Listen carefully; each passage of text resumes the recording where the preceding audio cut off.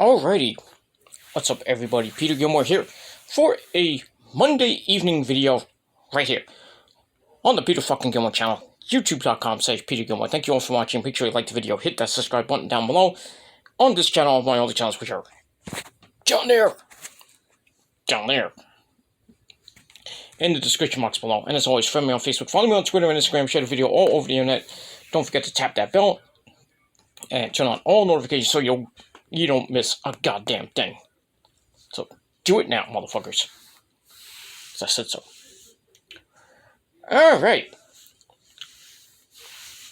Hope everybody had a great weekend. I had a pretty good weekend until late last night. I went to bed a little bit early. And then, after Forbidden Door, I went to bed.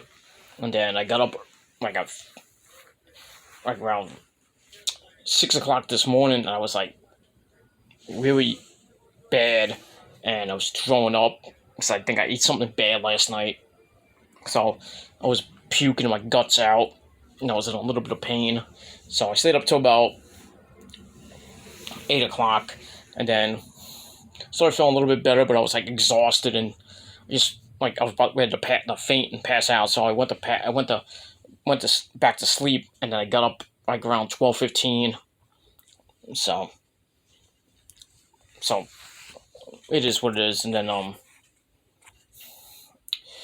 that's it. I took the day off work today, so I gotta do a double tomorrow, so it is what it is, that's it. But hopefully you have a great weekend, and if not, well, too bad, and that's it. Alright, on this it was raining before. It didn't rain too hard here in the Northeast, but it was still warm and humid.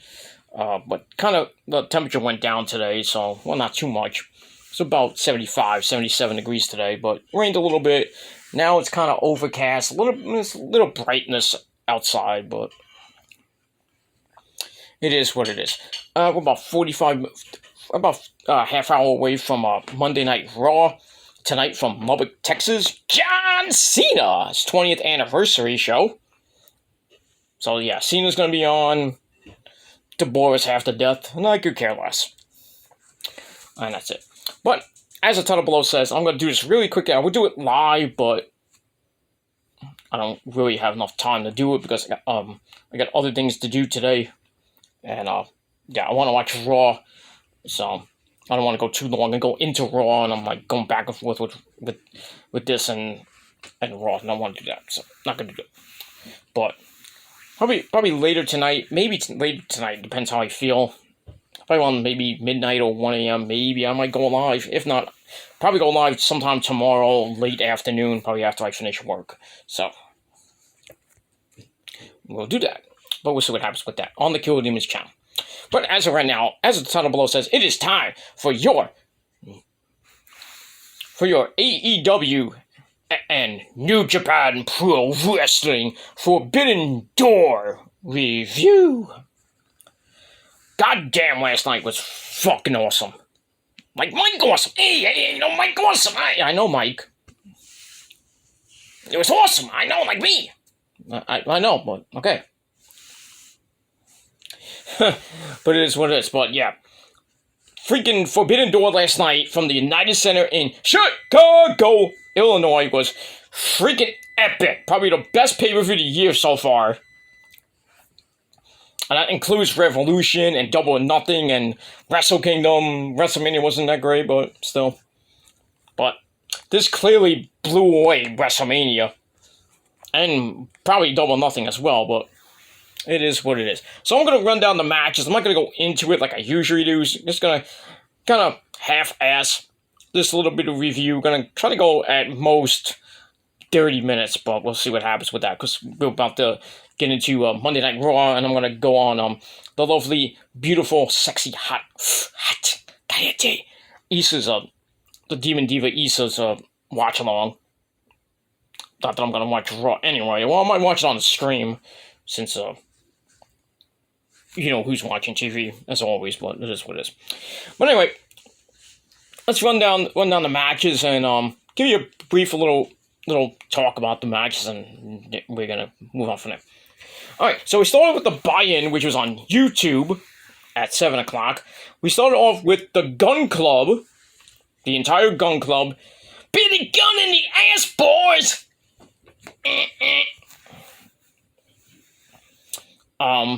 Along with a good buddy, Max Caster. Yo! Listen! Yo! And Anthony Bowen, still recovering from his leg injury. They come out and they beat the living fuck out of the New Japan Dojo, the Young Lions. One of them was Kenny Knight and Alex Coughlin. But yeah, this was an easy win for the Gun Club. As Billy Gunn hit the Fame-asser. I've gone on who, and I don't care. And then Max Caster came off the top rope with the Macho Man elbow. Yeah. No. The mic drop. 1, 2, 3. They get the win over the New Japan Dojo. So, match was alright. To open the show, give it 3 out of 5 stars. Alright, now I didn't know, this is not in order, but I'm just saying. So, our next match I'm going to get into is Swerve in Our Glory, our good friend Keith Lee, and my good buddy Prince Idol's cousin Isaiah Shane Swerve Scott Strickland. Whose house? Swerve's house. They team up to take on New Japan tag team of El Desperado and Hiroshi Kanemaru. It was a pretty decent match. Swerve was just like a phenomenal, not AJ Styles phenomenal, but phenomenal in this match. Great moves. There was like one move, he jumped off Keith Lee's back, hit like a big sidekick to I think Kanemaru. Then he hits a super kick to El Desperado and he just falls to the floor and kind of like is like hanging by the ring skirt, and then Swerve jumps up and boom! Double stomp, and freaking El Desperado like folded up like an accordion. The fans were like, "Oh shit!" I was like, "Damn!" So, pretty much after that, it was just academic for Swerve and Keith Lee. They get the win. Match I gave 3.5 out of 5 stars. Pretty good. And the crowd was in it for the entire pay-per-view, which is great. So we get all that and a bag of chips. So great match, and we'll see what happens with Swerve and Keith Lee. They're on Elevation tonight, but that was taped a week ago. But because it's not live, I don't think it's not. Well, Elevation and Dark are not live, so obviously, but it is what it is. All right, then the final match of the buy-in, we had the Factory, QT Marshall Knott, and Aaron Solo taking on the team of Bushiman, which consisted of Hiroki Goto and I believe it was Yoshihashi. Pretty standard match here, which I gave 3 out of 5 stars. Bushiman get the win over the Factory.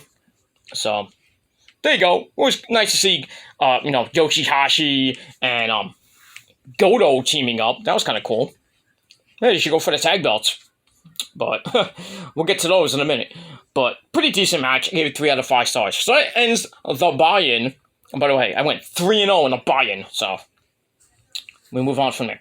Alright, then we get to the main show, which starts off with the Jericho Appreciation Society. We had Chris Jericho, Sammy Guevara, and his whore Ty Conti at ringside, with the king himself, Minoru Suzuki, as they take on Eddie Kingston, Shota Umino, and Wheeler Yuta, the Ring of Honor Pure Champion. This was crazy. Eddie and Jericho beating the living shit out of each other. Yuta and then Sammy doing flippy-dippity-doos with Umino and everything involved as well. Suzuki just standing there like grandpa, There's like one point, like Eddie's like doing the Piston Honda like chops of doom to Suzuki. Suzuki's like,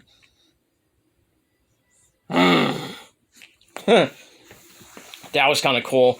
But in the end, Umino was in the ring, and he puts Jericho in the walls of Jericho, but Sammy and Minoru Suzuki eventually, after a lot of kicks, take out Umino, And then Umino gets hit with the Judas effect by Jericho. 1, 2, 3, they get the win. Match is alright. I gave it 3 out of 5 stars. So the Jericho Appreciation Society gets the man advantage for this Wednesday night's Blood and Guts 2. So we have all that coming up this Wednesday night on Dynamite from Detroit. That's Detroit for you dumb people. So we move on from there. Alright, then we get to FTR defending the Ring of Honor Tag Team belts against the United Empire, Jeff Cobb and the Great Oak Khan, who are with the IWGP Tag Team titles, also defending against Roppongi Vice, Rocky Romero, and Trent Beretta. This was fucking epic. Epic matches. I mean, lots of near falls. Dax Harwood hurt his shoulder in the match, but still finished the match. And in the end, we have new IWGP Tag Team Champions in FTR. They cemented their legacy as probably one of the best tag teams on the modern era. Next to the Bucks, of course, but I think they're number 1, and Bucks right now are number 2.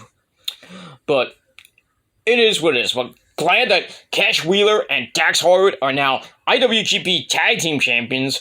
Now, I don't know if they're going to defend the belts they're going to go to Japan to defend the belts, or going to defend them in the States on New Japan Strong. There is a pay-per-view coming up for New Japan Strong. I think it's in a couple of weeks in, I believe, Chicago or Washington, D.C.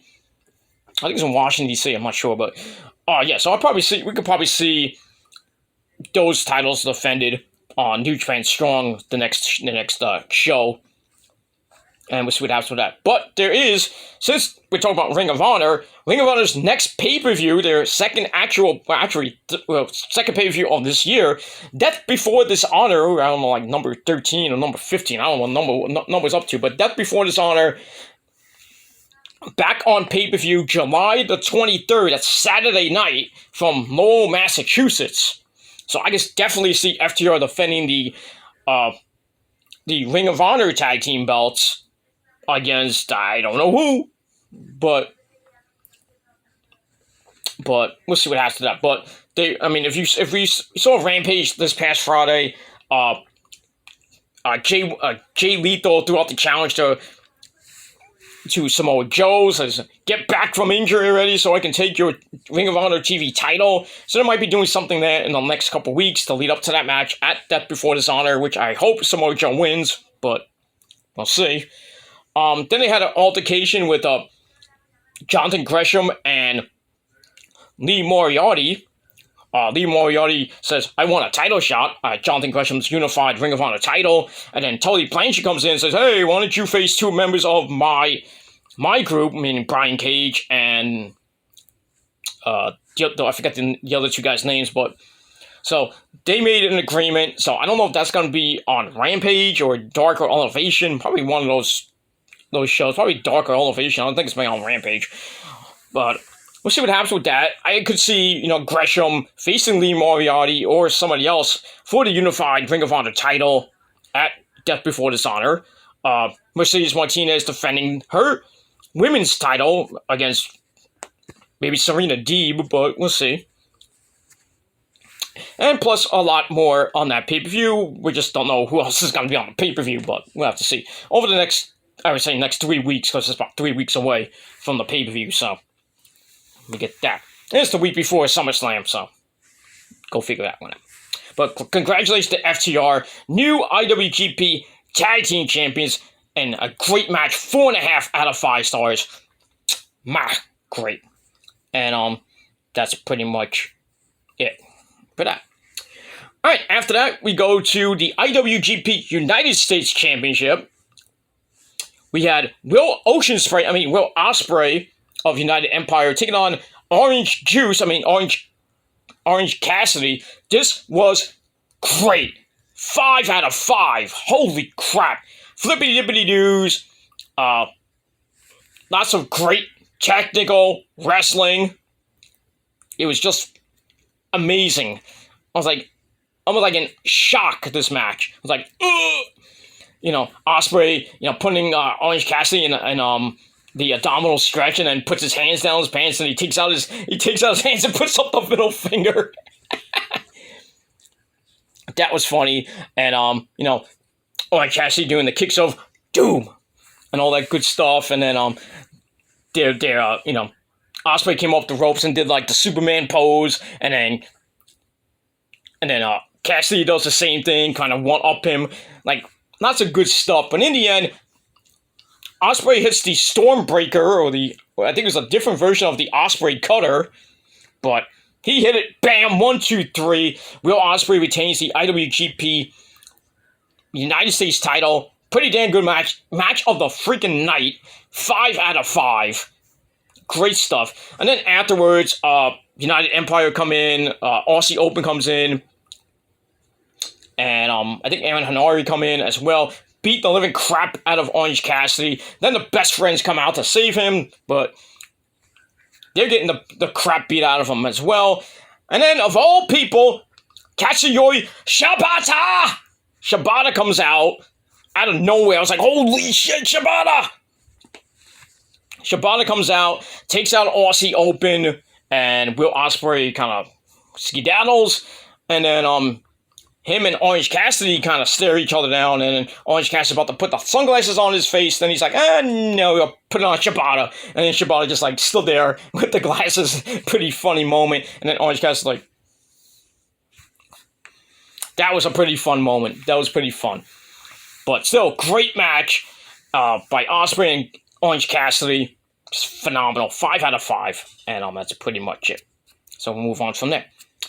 Alright, after that, we go to the All-Atlantic Championship Finals, where we had that bastard Pac, Miro smash CJ Petty pussy, yeah. Malachi Black, Tommy End, and Clark Connors, who replaced Tomohiro Ishii, who injured himself at Dominion in that match with Goto, I believe.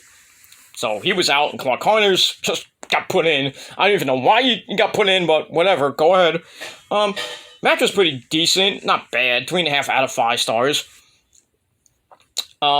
I was hoping Miro would get the win so he can start his God of Redemption storyline, whatever he was doing. Maybe Lana would come back. CJ Perry would come back. Lana, would come in with him. But nope, I was wrong. This was my first loss of the night as the bastard Pac overcame the odds and is the new All-Atlantic champion, the inaugural champion. So, congratulations to Pac. Finally, he gets a belt. Took him, 4 or 5 years or so? Maybe more? Because last time we saw him with a belt was the Cruiserweight belt, way back in WWE. After they screwed him over. But, Red Pac is the champ. I could probably see him in a feud with Miro, or maybe Malachi Black, just to continue the Death Triangle, House of Black storyline. When that's not ever going to end, but it is what it is. But congratulations to Pac, new champion, the inaugural All-Atlantic champion. Hopefully this gets defended a lot, but I doubt that. But we'll see what happens with all that. So I give the match 3.5 out of 5 stars. And we will move on.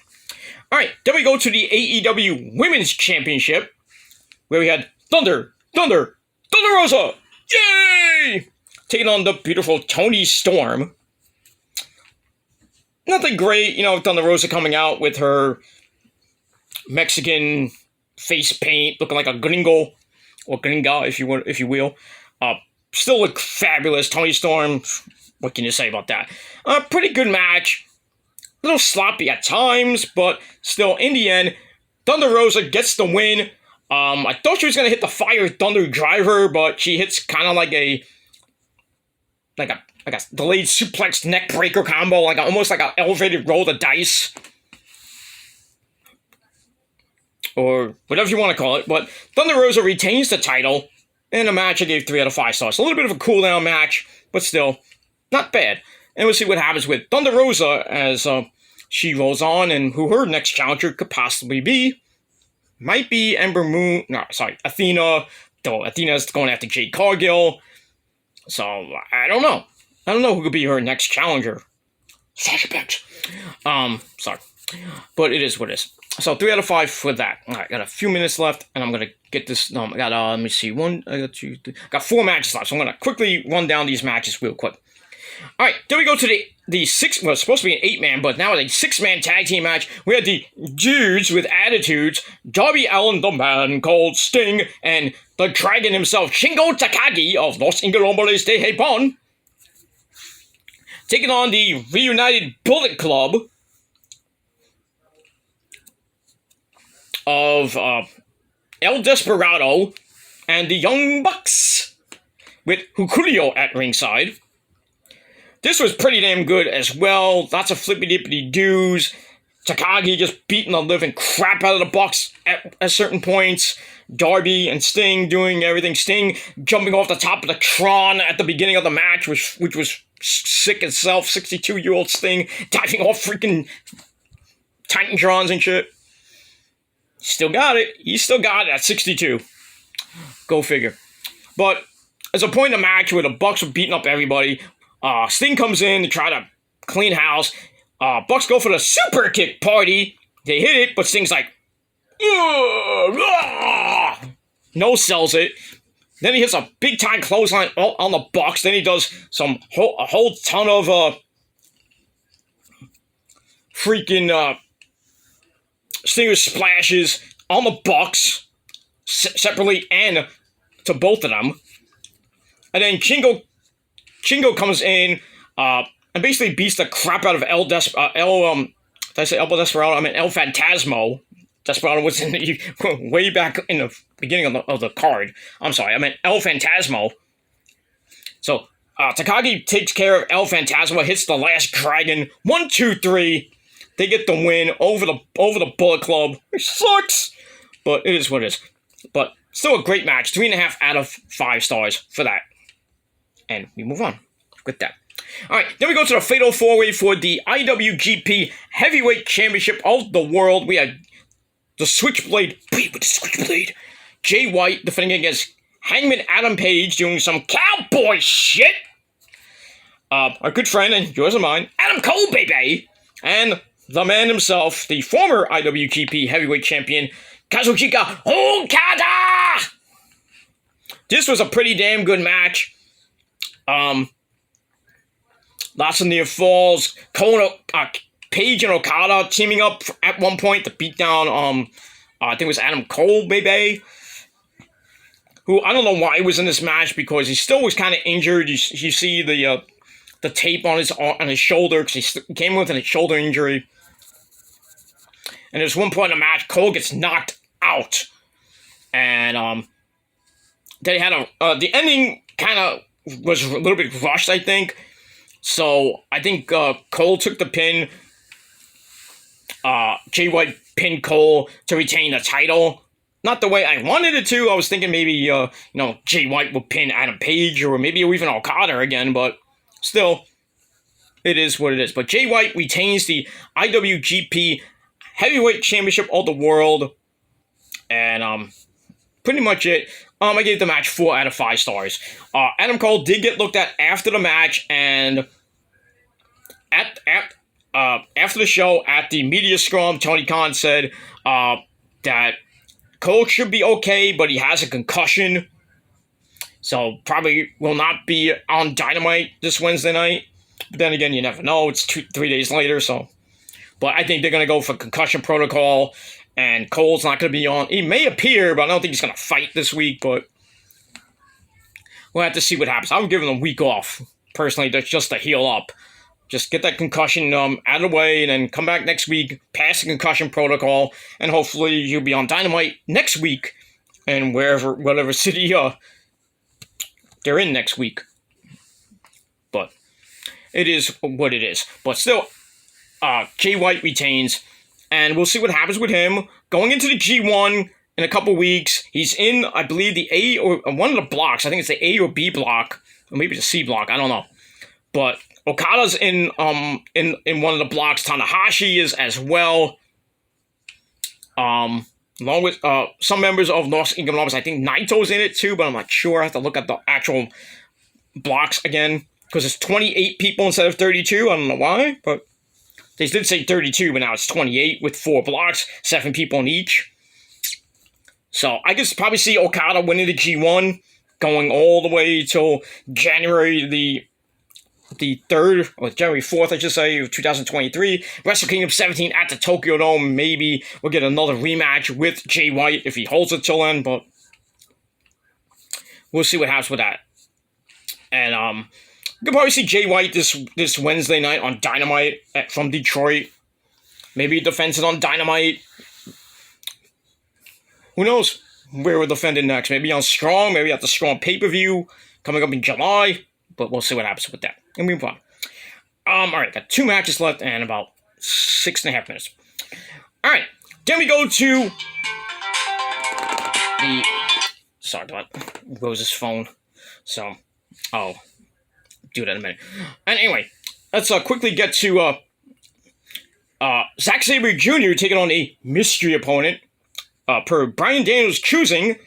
Well, it wasn't Johnny Gargano. Wasn't Bryan Danielson himself. It was Cesaro. Claudio Castagnoli makes his return in his debut in AEW. And a pretty damn good match with Zack. Zack worked on the shoulder for most of the match. There's a point where Claudio picks him up for a powerbomb, and Zack Sabre Jr., they tumble over the top rope to the floor. I'm going to keep saying Cesaro. Claudio keeps control of him, then he goes up the stairs, powerbombs him into the ring. I was like, oh, that's fucking sick. Then he did can't call it the Cesaro swing anymore. I think he called it the Swiss swing. Then he beats Zack Sabre Jr. with the Ricola Bomb. 1, 2, 3, gets the win. 4 out of 5 stars. Just an amazing freaking match. And Claudio Castagnoli is now all elite. I think he's going to have hopefully a great career, great run in AEW. Hopefully some good dream matches coming up that I would love to see. Maybe with Kenny. I think he's going to start a feud with Eddie Kingston pretty soon. You know why?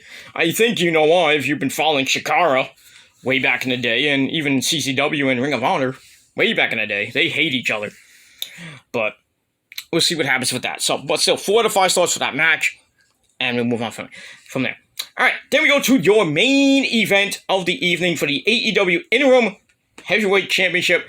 Jon Moxley taking on the Ace, Hiroshi Tanahashi.